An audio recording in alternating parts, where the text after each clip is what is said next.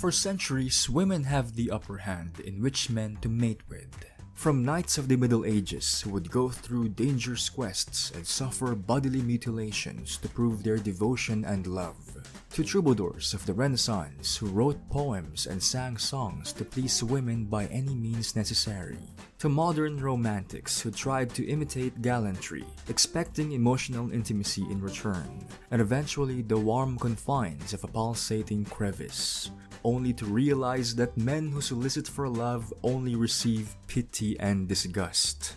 Should we start reversing the role? Does playing hard to get with women work?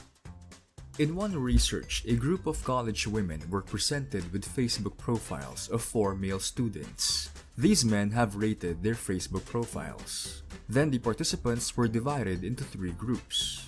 One group was told the men liked them the most. The second group was told the men have given them average rating. And the last group was told the men like them a lot or have given them average rating.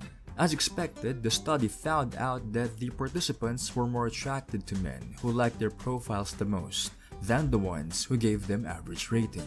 But what's interesting here is the participants are more attracted to men when they were unsure if the men liked them a lot or not, than when they are sure if the men really like them.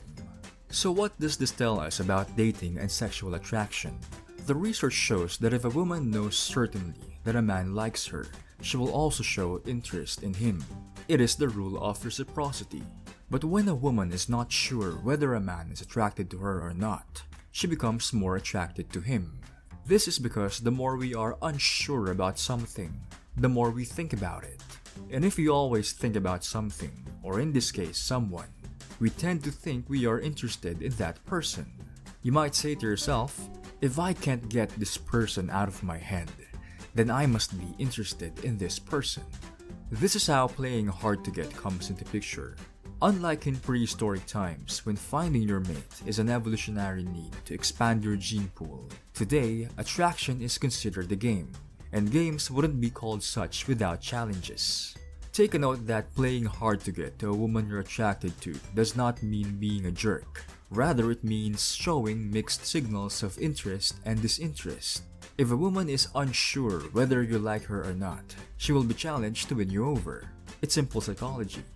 Let me give you 3 examples of how you can mix signals of interest and disinterest. Number 1. Give your full attention when she is sharing her opinion about something.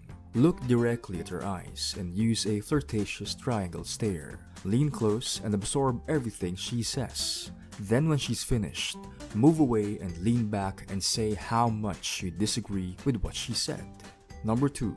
Be late when you're about to meet for something, but be attentive and nice towards her when you're together. Number 3. Women fall through their ears. It is their weakness. When you're sitting together, tell her how much you like her perfume, and then when some other pretty girl walks by, direct your gaze at her. This kind of unpredictability works in your advantage because of 2 things. Number 1, you will avoid looking desperate, which shows you have many options. And number 2, you're showing her it is not your priority to please her. These are both traits of a true alpha male. But as with any other psychological tricks, there is a warning here. You must never let her know you're doing this on purpose or she will despise you. Never tell her you are late because you wanted her to miss you, because this will make you look needy and desperate. Be as natural as you can be, because being natural is also an attractive trait. If you learned something interesting, please subscribe for more similar content. Until next time, thanks for watching.